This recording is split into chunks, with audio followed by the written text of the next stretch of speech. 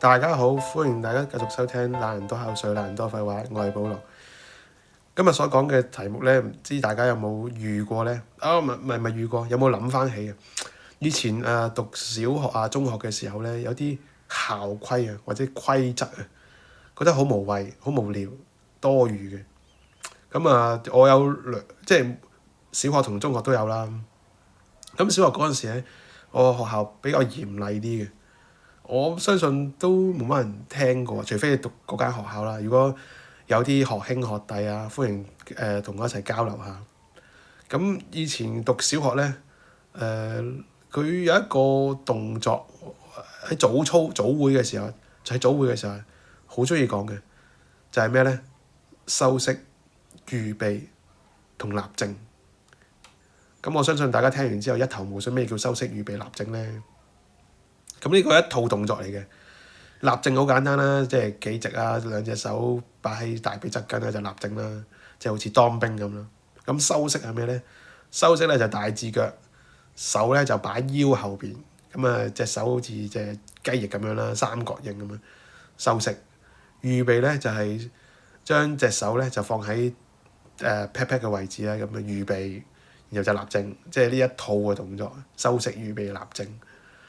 咁幾時候會講嘅咧？就通常咧啲喺早會嘅時候咧，啲學生啊嘈啊傾偈啊，咁呢個台上面嗰個老師啊、主任啊、校長咧就話修飾、預備、立正，咁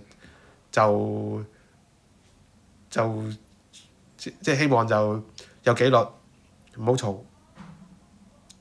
咁而家俾我諗翻起就似咩咧？似啲軍校、軍營啊。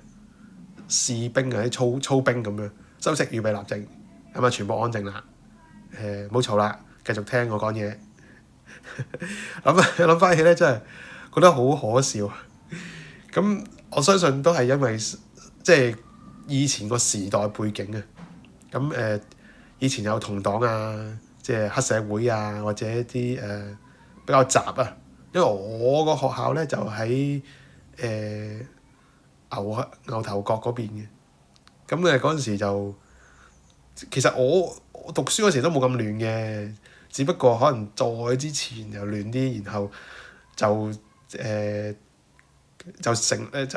有一套咁嘅動作，修飾、預備、立正，就有一個紀律喺度啦，然後一直沿用於咁樣帶落嚟啦。希望咧大家就靠嗰啲行為咧，就咧提升你個意志力，提升你個紀律性，提升你個品格，就唔好誤入歧途啦。都理解嘅，嗰個時代啊。同一樣嘢就係小息打鐘嘅時候咧，就要 freeze 嘅，唔可以喐嘅。呢個都好搞笑嘅，點解要 freeze？即係好明顯就係好着重個紀律性，即係喺呢個學校裏邊學習呢個紀律，但係紀律係咪咁樣去訓練呢？即係而家睇落去好似有啲 over 咗。即係我唔係唔贊成紀律，但係有冇其他嘅方式？即係 rather than 你即係打鐘要 freeze 啊，停低啊，或者要修飾、預備、立正咁樣。咁我啱啱睇翻嗰間學校嘅，即係我小學嘅 website。佢有早操時間，有啲片嘅，但係有啲相嘅，但係我又見唔到修飾、預備、立正嘅動作。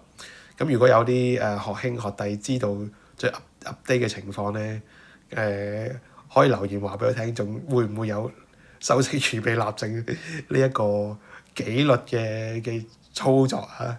好有興趣。咁依家小朋友會唔會接受到呢一套？咁好啦，講完小學講中學啦。咁中學都不外乎啲乜嘢咧？就係儀容嗰方面啊，儀表嗰方面。中學又係我嗰間又係一個好校風好純樸嘅學校嚟嘅。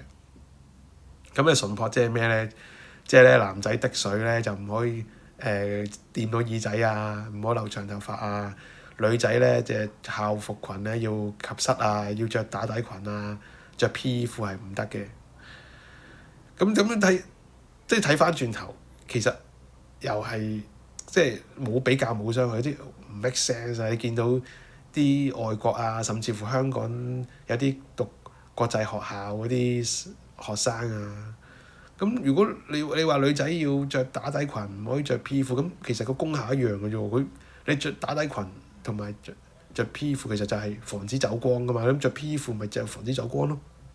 咁然後你話男仔頭髮唔可以長，唔可以個滴水唔可以蓋耳仔，其實個作用係咩咧？咁蓋耳仔代表啲咩咧？長頭髮代表啲咩咧？咁條裙唔及膝，咁又會代表咩咧？即你會點樣去即係帶啲飾物啊？即係又代表啲咩咧？你成日話唔好標籤人，其實咧反而係就標籤咗呢啲人，即係長頭髮就係曳嘅，短裙就係曳嘅，着 P 褲又係曳嘅，要記過㗎，即係如果你記缺點㗎，如果你着 PE 褲打底嘅話，啲女仔，然後帶飾物又係代表曳嘅，係咪咁咧？然後有時見到啲國際學校嗰啲女仔長頭髮，因為佢放學啦，我唔知佢返學嘅時候有冇紮馬尾啦。咁我學校咧就要求啲女同學咧紮馬尾嘅，然後男同學 gel 頭咧就要洗咗佢，或者咧有啲好嚴厲嘅訓導老師咧，又會幫啲男仔即場剪頭髮嘅，係要咁樣嘅。咁呢啲儀表啊，係代表咩咧？咁你睇翻，即係唔好講外國啊，你講翻本地嘅國際學校咁一啲外國細路仔外國細路仔留長頭髮，咁佢代表佢係曳咩？你又唔會咁樣諗佢嘅喎，但係你會咁樣諗我哋啲香港人嘅喎，你會咁樣諗我哋啲華人嘅喎，你會咁樣諗我哋啲東方人嘅喎。咁係啊，東方社會係保守啲啊，但係咁唔通個女仔袒胸露臂，咁就話佢引人犯罪？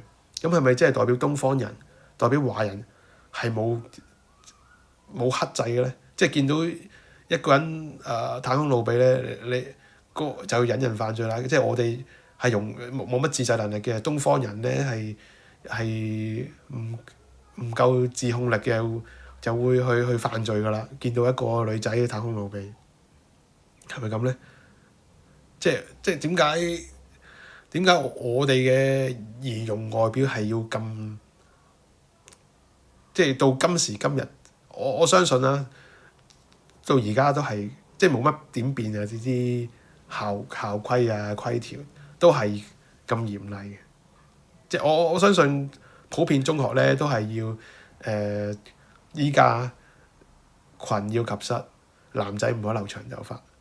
咁即係到咗呢個時代係咪仲需要咁樣咧？即係而家唔係以前啲80年代啊90年代街場踢人入會啊！見到呢個靚仔，喂，長頭髮喎，啱喎，有前途，叫佢入會，踢佢入會。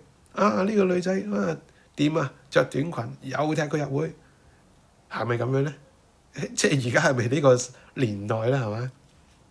同埋儀表係有嘅，即儀表係需要嘅，但係咪長頭髮唔得咧？男仔長頭髮係咪唔得咧？係咪女仔長頭髮去到落膊頭啦，去到落腰啦，就要束頭髮咧？即係呢啲咁嘅規定啊，呢啲咁嘅規則啊，到今時今日係咪仲適用咧？係咪仲有需要咧？同埋有需要嘅背後係乜嘢咧？即係我而家突然間諗起，點解我要咁做咧？咁做之後，其實影響我上堂嘅咩？我咁樣做，即係啲女仔可能戴啲少少嘅耳環啊，少少嘅頭飾啊，即係唔係好黑色白色嗰啲最普通嗰啲咧？即係可能有啲水晶啊，有啲耳環啊，啲頸鏈仔啊，又係咪唔得嘅咧？但係咧，孭個書包嗰陣時，我記得嗰陣時興咩 Gregory 啊、Outdoor 啊、Last Middle 啊，咁又冇限制喎。咁我孭個 LV 書包翻學得唔得咧？可能有啲學校叫你唔好帶喎。咁所以突然間諗起呢啲咁搞笑嘅校規啊、規則啊，或者我哋即係佢哋講嘅校風樸素啦。咁都而家諗翻起有啲某部分有啲無謂啦，某部分有啲可笑。咁我覺得出發點係啱嘅，即係要學識純樸啊，或者唔好比較心啊、攀比啊，唔好炫耀啊。我覺得呢個出發點係啱嘅，但係點樣去實行啊，或者點樣去教啊，甚至乎你大可以攞出嚟討論嘅。即係如果有一日有個仔佢帶咗個 LV 書包翻學，咁一齊討論，幾多錢啊？性價比得唔得啊？如果我買個雜牌子大米嘅背囊同你比較下邊個容量袋大啲啊？邊個防水性好啲啊？邊個負重好啲啊？呢其實咁樣嘅學術討論唔係更加好咩？即係我就係要比較咯，比較精明啲嘅，即係唔係比較貪慕虛榮。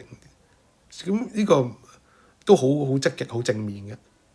或者討論下你戴個乜嘢嘅耳環，咁我戴嗰個雜牌子嘅水晶，咁價值係喺邊度啊？